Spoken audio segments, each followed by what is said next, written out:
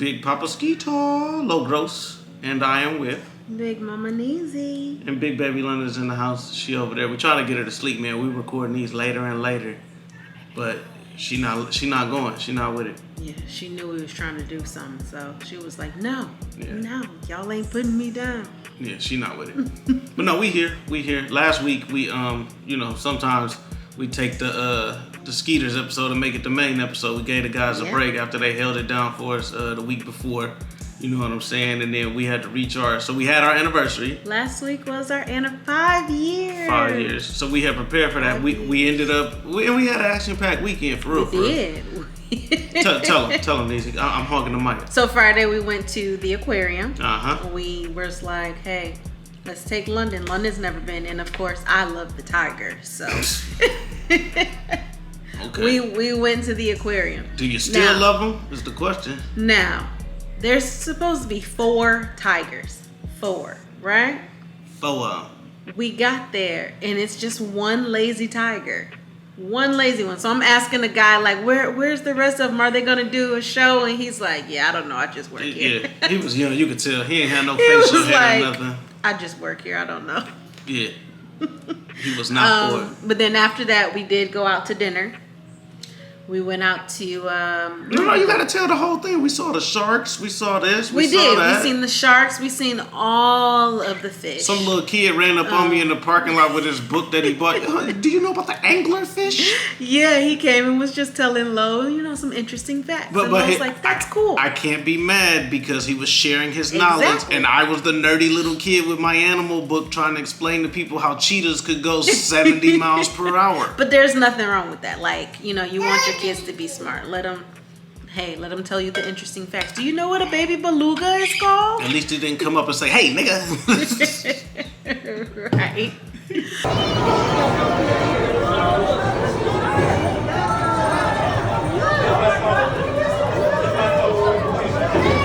Say sharks?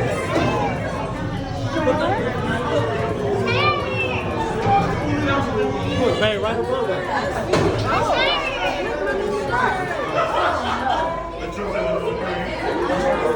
Welcome to the historic Central Waterworks building. This turn-of-the-century building is now home to 200,000 gallons of seawater. The tunnel in which we are located is approximately 70 feet long, and the acrylic is over 5 inches. They are found worldwide and are identifiable by their numerous rows of sharp teeth.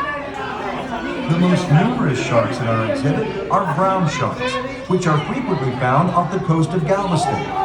The brown sharks that you see here are approximately 5 to 7 feet in length and are the most aggressive feeders in the exhibit.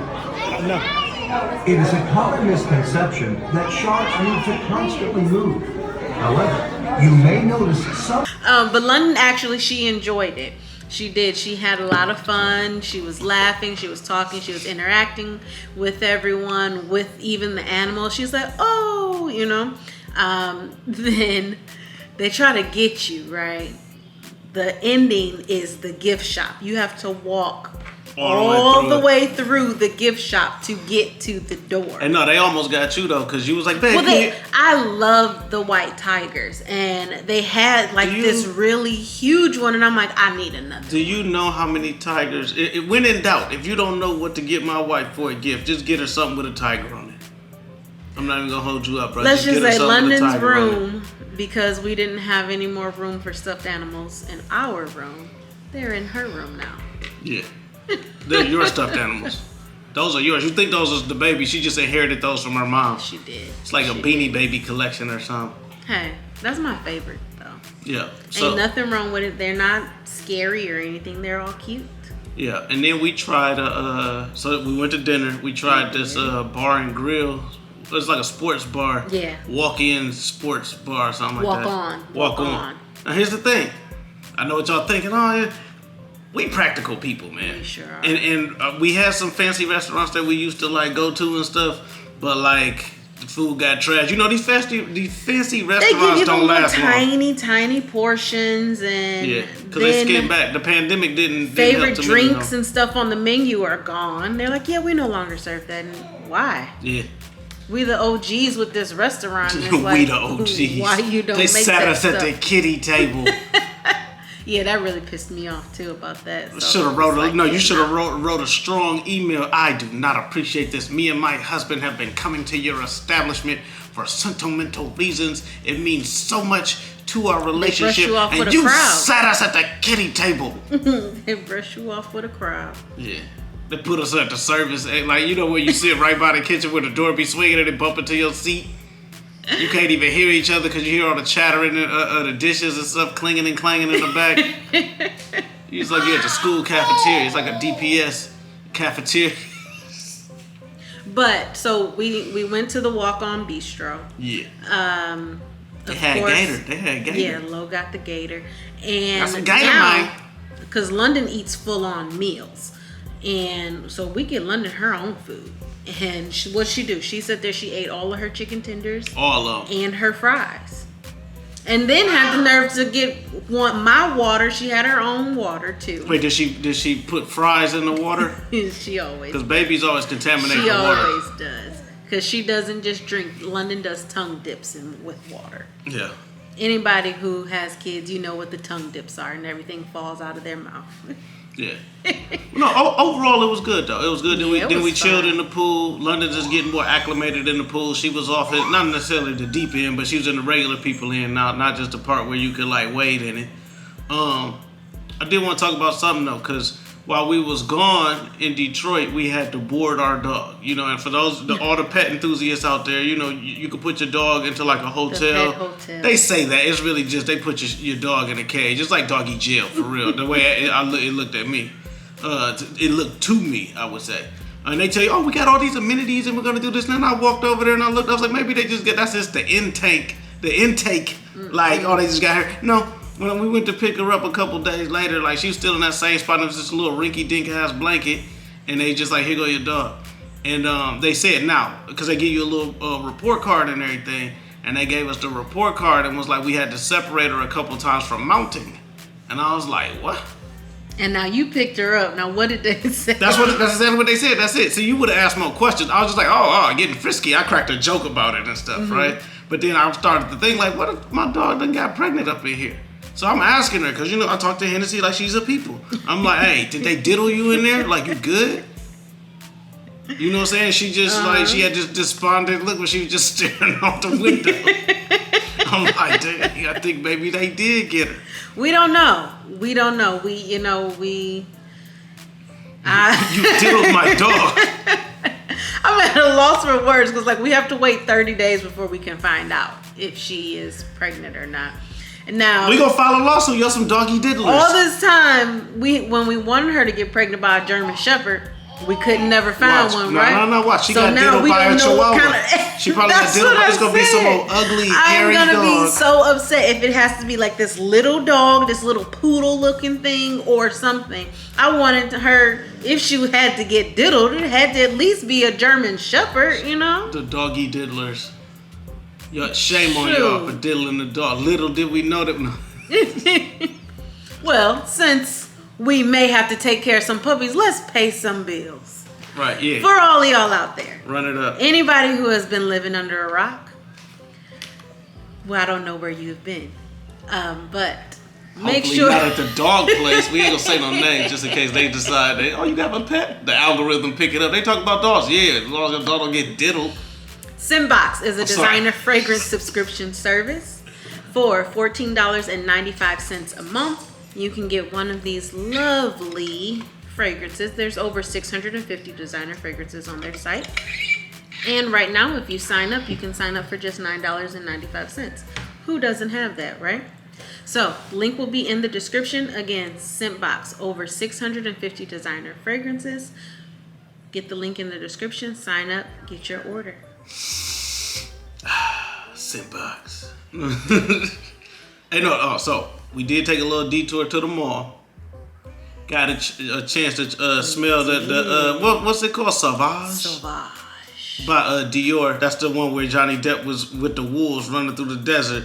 And I have to say, I need a bottle. It smells manly. It's sophisticated. Man. It's sophisticated, manly man. You know what I'm saying? I like it. Yeah. So, safe to say that we will be getting a bottle of that. Well, you like me on my manly man stuff, so I was thinking about it because I'm been shirt off shorty all summer, right? This is the first time I had my shirt off in a minute. Now, back when I was in shape and buff, you wouldn't let me take my shirt off. Now that I'm Fat Daddy Mac, like it's just like, hey, take it off. So, take it off with your hoochie daddy shorts on. I mean, hey, you feel me? Hey. So my thing is, and my question is, right? Like, because now I'm contemplating towards the end of the summer, like, so next summer I could be fit. Like, do I start getting in shape now, or do you want me to keep the gut? Because we talked about it and you said keep the gut, but I'm just making sure before I, like, you know what I'm saying? Because if I ain't got to carve it up, I won't. You know what I'm saying? You can keep it how it is. Okay, that's it. Keep it how it is. I like it. All right, I just keep the arms tight then. That's it. Just do the push-ups. I ain't doing no sit-ups. RIP to the sit-ups. It's over. I'm retired from doing sit-ups. Now, me on the other hand, oh no, you keep that tight. If you want more babies, keep it tight, girl. Keep it tight, girl. Keep it tight. I did want to wait. Was still talking about Hennessy getting diddled, or is that no? I don't want to derail the positivity of the show. Over that, you know. Is she over it? Is what you need to know. Hennessy, are you okay? Where did they touch you? I'm mad about it. Obviously you ain't that mad. I don't see you typing no emails. Oh, we already called corporate. Yeah, okay, y'all gonna be paying for the puppy delivery too. And if y'all need these little mutt puppies, y'all need some little mutt puppies. If she is pregnant, whatever we do not keep, we can take up there and they will set it up for free adoption. You trying to keep her? I can't walk 3 dogs up in this little apartment. This is a big apartment. I'm lying. But like, I ain't trying to have multiple dogs. Well, I would at least keep a puppy from my child. That's fair. You gonna take care of that puppy though. I told you. Yeah, she's gonna take care of that puppy. It's a big responsibility. You big. She's gonna be a mama now, so she gonna have to take care of her baby. No, I'm talking about. She can't walk that dog. She can. Okay. She gonna be like, hey, come on, it's time for me to go, so you gotta go too. Okay. She gonna grab her puppy by the scruff and walk it down the stairs and say, hey, this is how you use the bathroom. And they're gonna walk right off and never come back again. And then she gonna look up, she gonna see a man, and she like, that's the man. They put me with the other dog. They diddled me. Little did we know that we ran into some middlemen that didn't do diddle. Real quick. So this topic came up. I wanted to bring it up. You said we was done with that, right? Yeah. Okay. This topic came up, and it made me. Well, before we get there, it made me think, right? And I wanted to ask you this question. Oh no. Because like you know, you got your grandparents, man. Like and grandparents will ride for the smallest of costs. And I was just wondering, like, do grandmothers still bang like how they used to, right? Cause like grandmas will bang on you like, what church you from? I'm from Second Ebenezer Sanctified Trinity Holistic, and you be like, okay, I'm from Second Avenue Pentecostal. Where you from? Where you get your praise on that? Hallelujah. Yes, they do. They still do that? Grandma still be, oh man, my pastor is such and such big brother. Like you think they pledging or something? They do. And then the other thing I was gonna ask if grandmother still did, I forgot. So. Sorry. Well, I guess we won't know that one there. So it'll probably be another topic next week. Things that grandmothers still do. Do they? And I only say that because, like, you know how grandmothers is. You can't say nothing about their pastor. They will smack you in the mouth. Don't be talking about my pastor. I got smacked. I got smacked in the mouth one time. It was my auntie though, but I got smacked in the mouth. We went to some church, and you know, we grew up Jehovah's Witness, so going to church was like a foreign. You know what I'm saying? Like not foreign, but like the practices and stuff that they do. Like I don't know nothing about that. I'm used to this over here. Mm-hmm. So we went into the church one time with my auntie, because my auntie, like she went to church. So we was at the church, and I was sitting there, and they gave us like some fruit punch. Church because she went to church. Oh, I'm trying to differentiate. First off, y'all, it's late. Okay. All you have to say is the church or the hall. No. I'm saying it wasn't the hall. I'm differentiating from the fact that half the family went this way and half the family went that way. Is what I'm trying to get. Church. I don't feel like getting into the semantics. Gotcha. Just roll with me. So my smart Alex self, they gave me some punch, and I'm like, is this blood? Because I'm thinking like, you know what I'm saying? I don't know. Hey, y'all said it's the blood of Jesus. I'm making sure that I'm not drinking actual blood, because at the Kingdom Hall, valid question. They tell you that church be doing this and that. I'm thinking they valid do. Question. There's some vampire shit going on. I don't know. I'm a kid. Monty smacks me in the mouth. Smack me dead in my mouth. It's a valid question though. So she was wrong for slapping you in the mouth. Slap me in my mouth. Because you can ask that question. I mean, you have to. You can't get educated if you don't ask, right? Yeah. You was talking over the drop. Kids don't know. Well, I knew that. I knew after that. When you in church, shut the fuck up. Sorry, I can't say that on YouTube. But yeah, just be quiet. Don't say nothing. Just drink it or not. So after a while, I just stopped drinking. Every time we went, like, cause we would go to tutoring there, and I sucked at it. I always did a bad job at getting tutored. But when we go to tutoring up there, I just went there. Oh, you want some steaks? I ain't eating nothing in here. I ain't drinking nothing in here because I don't know what none of this stuff is. And if I ask the question, they might slap me in the mouth. But I say that because we don't trust the church. Because there was something that happened. So there was a live stream that happened. And they was cracking jokes because it was this pastor. What they say? So a Brooklyn pastor, right? They ran up in there and they robbed him on his live stream. And everybody like, oh, that ain't right. Y'all going to hell. Come to find out. Let me see, get the full story. Bishop Lamar Whitehead was the man who was robbed of more than $1 million in jewelry during a live stream church service. He's accused of stealing $90,000 from one of his parishioners. What's a parishioner? I don't mean one the ranks and stuff. I don't know. That's probably something new that they came up with. I don't know. You don't know it. Oh, all right. A lawsuit was filed by the Brooklyn Supreme Court alleged that the bishop convinced 56-year-old Pauline Anderson to invest in one of his firms, promising that he would use the funds to help her buy a home. According to the lawsuit, Lamar, what did I say, Lamar? It's Lamar. I don't have my glasses on. If you're watching this on YouTube, I can't see. And the microphone's in my face. He also agreed to pay Pauline $100 a month since the savings was her only source of income. After going months without payment, the bishop allegedly told Pauline that he viewed her investment as a donation to his campaign for Brooklyn Borough President. The case is still pending, but Pauline is seeking $1 million in damages for Lamar's morally reprehensible acts and for losing her entire life savings. All right. I'm going to tell you this before we even get to any other topic. Yep. This dude who has been calling himself a preacher been watching too much of Saints and Sinners and Greenleaf. Why you say that? Because his storyline of what he's doing, hey sister, can you just help me start my business and this? Yeah, on Saints and Sinners and Greenleaf. Mm-hmm. That's the same storyline. So he just watched the shows and just put it in real life, huh? Yeah. But what was you going to say? No, I was going to say, let's say what this is. Sister Pauline sent the wolves. Mm-hmm.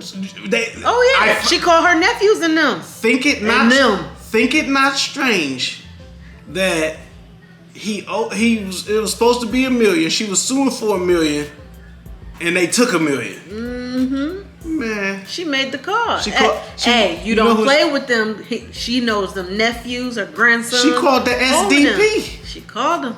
They got that money back. She didn't call the police. She called the SDP, the Shakedown Posse. Get on the floor.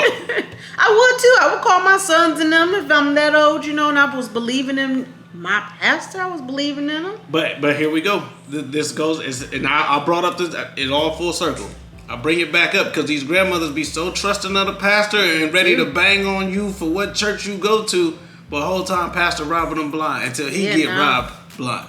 Yeah, nah. What's your thoughts on just kind of like just the generation before us pledging their allegiance to the I always thought that was like, because my grandmother was not like that. You know what I mean?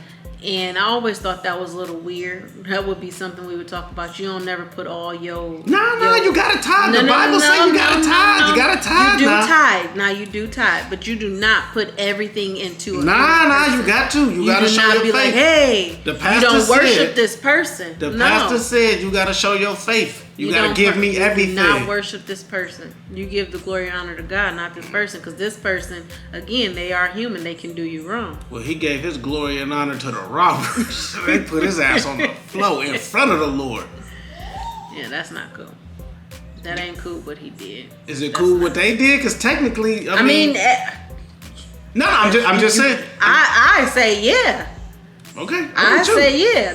That's cool what they did to him because he faking. But no, traditional. You faking before the throne. Traditional grandmothers will tell you, "Oh, you robbed a But pastor, they also you going tell to you. hell." But they also tell you, do not play with God.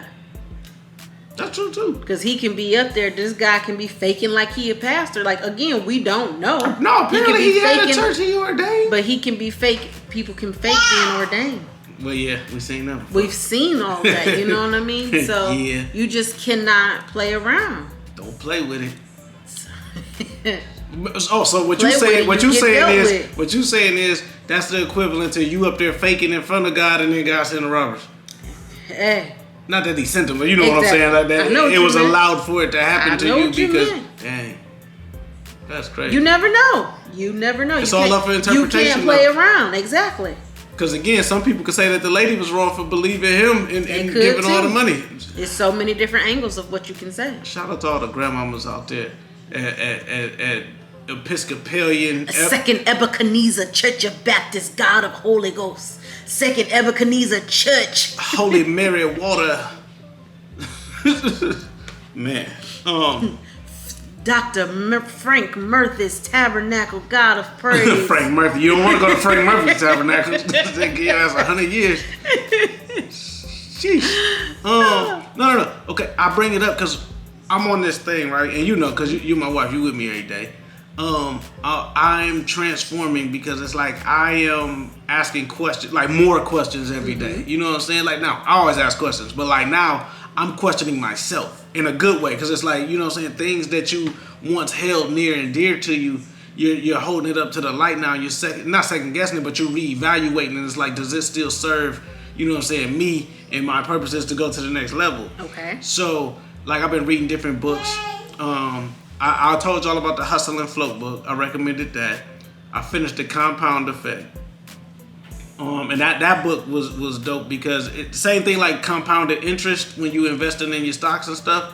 The compound effect just talks about the little small things that you do and how those lead to the big breakthroughs. Yeah. And how you just like little small attempts at just being better will allow for you to become better. You know what I'm saying? Because we always think that, like for example, like with me, getting back into the gym. And we think, all right, I'm going to go to the gym for 2 hours a day for 5 days a week. And it's like, no, that's cool, but that's overly ambitious. Yeah. Are you really gonna do that? And if you do that, are you gonna sustain it? Probably You gotta not. have You're something probably sensible. It'll be 3 weeks, maybe a month, and then at one point you'll fall off, and then you out of it, right? Right. So it said do something like try to do. Okay, I'm gonna go to the gym for an hour, 3 days out the week. Okay, and that way, even if I miss one day here, I can pick it back up somewhere else throughout the week. And if I do my hour, cool. If not, cool. But it's sustainable. Right? Think about something that you can see yourself. I can do this for the rest of my life. Yeah. You know what I'm saying? Like, and it's not, you're not putting that pressure on yourself. Like, I got to do this. I got to like live up to that. Thoughts? No. I mean, that's You pretty just, cool. yeah. It's cool, but like, Because you doing 2 a days. That's why she like, I ain't trying to hear that weak shit. right? Because I'm on my 2 a days and I'm really committed to this. So it's all about fixing your mindset, like how it says, fix your mindset, do something sensible that you know that you're going to. You got commit time to to do it though. I don't have time to do this. And then, like, as far as talking about the finances, 2 a days. we did the Practice. What was it? Years ago, we did the Smart Couples Finish Rich, and then not too long ago, I just did the Smart Women Finish Rich. That was like their spin-off book. Yeah. And in that book, it also talks about things that we've already done, and giving us more insight on other things to do, like setting up the fund for London. We did that. Setting up the funds for yourself, so that way you can continue to invest in yourself, and you pay yourself every 2 weeks. So when you get your paycheck, you pay your bills, you buy your groceries, take care of your household, but then you pay yourself. Yeah. And so paying yourself is if you can put it into your savings account, put it in there, but you do not touch it. Yeah. Then also what they said is if you feel like you're going to continue to pull from your savings to move it to your checking, you go to the bank and you get a secure savings account where you cannot do transfers. You can only do transfers going into an actual branch.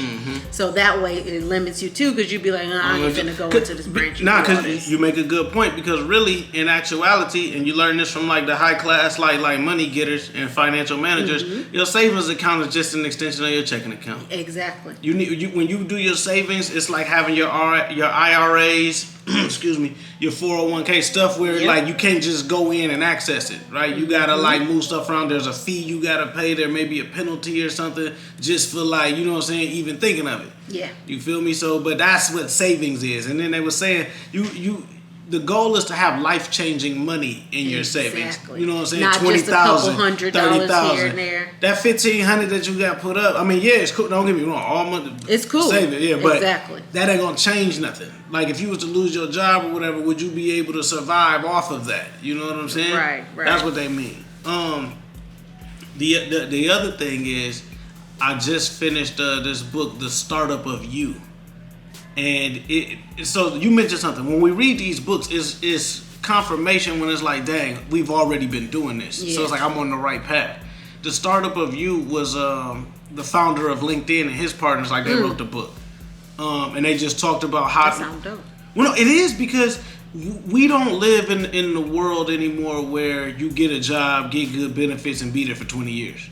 Right. And even in our generation, it's like, okay, well, you're going to work for 2 to 3 years and then you kind of bounce around. 3 years. But that's what I'm saying. And then we saw during the pandemic, things switched to more 1099 work, contract work, freelancing, and those types of things. Yeah. And it's like now it's just all over the place. And one of the examples they gave was, imagine yourself on the soccer field and you know what I'm saying, you know how to play soccer, there's the goal, you're trying to kick it, and then out of nowhere, they drop 2 more goals on the goal post on the thing. So now it's 4 goals. They switch out the balls, put 2 medicine balls there, and you kicking it still like, okay, well, I'm just going to kick it in one of the goals. And then people start picking it up and throwing with their hands. And you're like, wait, that's not the rules. Wait, what are the rules? And you looking around, it's like, there are no rules. Figure it out on the fly.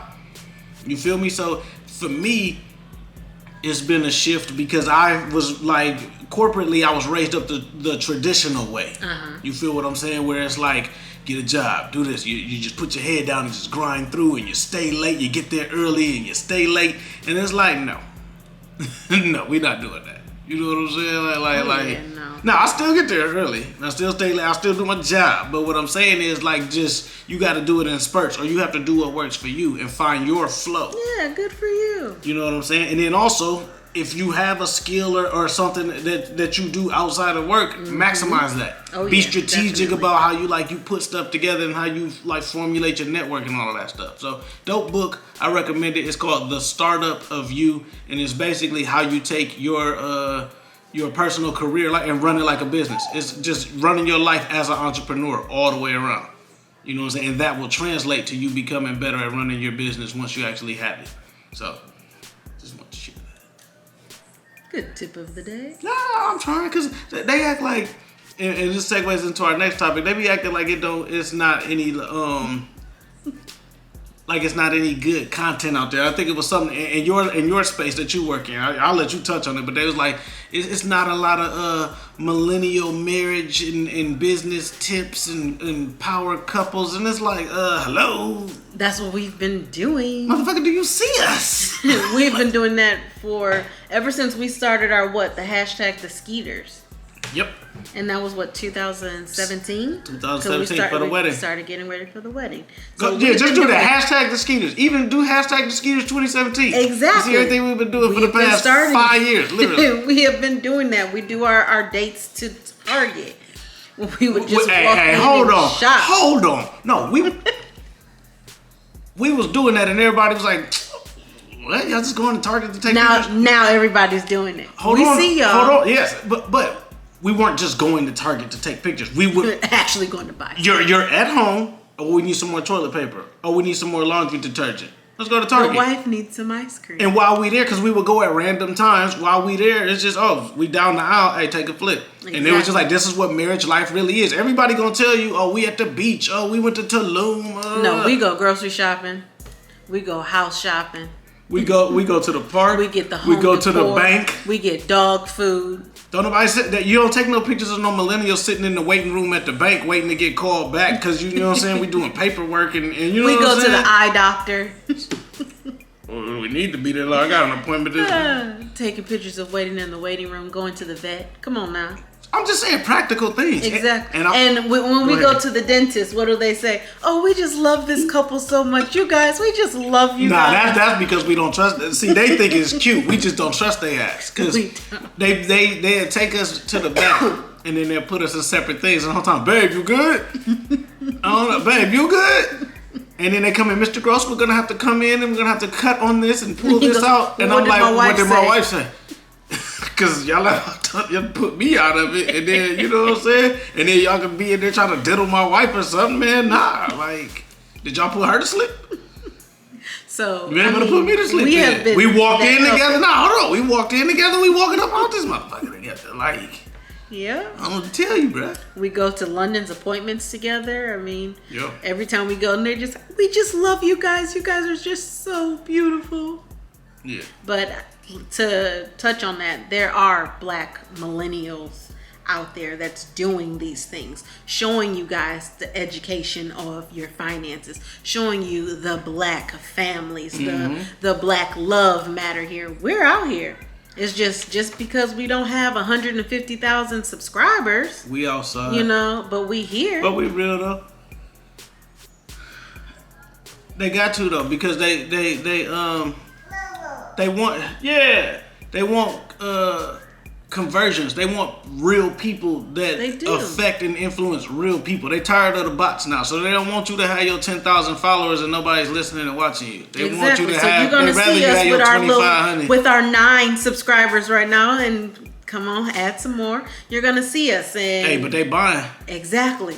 Buying. Y'all are buying. Y'all supporting, and you're gonna see more of this black millennial family because we've started. Tried to diddle my dog. So shout out to my big brother Javon, right? So we seen something at his house. That's my big brother. Look, I'm alright. What up, Vaughn? This. So we got an idea from him, and so we're gonna start that now. So you guys are going to be seeing this little jar. This is a little glass jar here. Explain to them what the jar is. It's just empty, right? I haven't decorated or anything yet. But this is now going to become the date night jar. We have our sticky notes. And I got little heart-shaped ones because, of course, I'm that lovey-dovey person, right? I like hearts. So I was about to crack a joke. Lowe's always talking about me. I'll let you live. He's trying to call me corny. But anyways, so this is gonna become the date night jar. Y'all are gonna see us every once in a while. We will pull out something from this jar. We're gonna put little dates on here. Red ones are gonna be overnight, like overnight stays, vacation getaways, things like that. The other colors, we'll do something practical. Yeah. So then you'll start to see, you'll pull out the jar. Now, Javon said that the color codes is important. You got to remember what it is, because you mess around and you're on a $20 budget and you pull out the red one. We already agreed the expensive stuff is going to be red, and you pull it out. All right. Well, I guess we ain't going on that one. We ain't going to that one restaurant that put us by the door. We're going to make a chart. We're going to keep it color coordinated, and you guys will see. We will vlog when we do certain dates on here. Yeah, and we're going to do some B-roll footage in this one, too. Yeah, we're going to insert some of the footage from the aquarium. Will there be cake? No. Damn. Will there be a knife? No. You a lie. It sure will be a knife. You're going to cut the cake. But, I mean, just incorporating, again, more black love, millennial marriage, real love, fun things where we actually get along. People like to do that superficial stuff, but again, back to the compound effect. Exactly. And shout out to my dog Matt today, man. We had a conversation, and I work with him. He's a cool, creative dude, so I kind of like, you know what I'm saying, I can channel that creative vibe when we at work.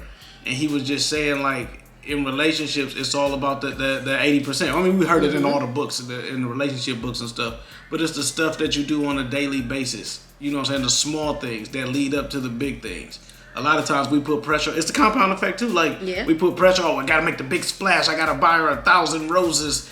If there's no love there on a day-to-day. Why are you doing that? Yeah. Now, there's some chicks that's, oh, no, I still want all that. Okay, that's cool too. But what I'm saying is, if you have all the fluff without none of the substance, it's not gonna last. Exactly. And that's just from witnessing it from like seeing other folks do it, and then just previous relationship stuff. You just understand, okay, you got to do a better job and make a more concerted effort every day to just like what I'm saying, be there for each other. Exactly. So yeah, this date night's gonna be fun, y'all. Y'all stay tuned because I'm definitely gonna have some recaps. And then if you see us pop up with another baby, you can be like, oh, they must have really had fun on date night. That's a red one. That date night had to be a red sticky, right? Ric Flair, stay jumping off the dresser. Nah, hold on, no, because red sticky means expensive. Some of our best dates was the cheap stuff. Make sure for the green one you put when we gotta run errands or something. Like let's go run an errand or two. Because I told you, man, that's the sexy stuff to me. Oh, babe, money moves. Babe, can you come take me to the bank? Ooh, say it again. Oh, they with a good cologne, my Sauvage, my Dior. We got some questions. Yes. I'm just telling it like it is and how it should be. Alright. Oh wait, I gotta do the thing. You ain't even tell me how to do the thing. YouTube, y'all gotta hear our 21 questions segue song.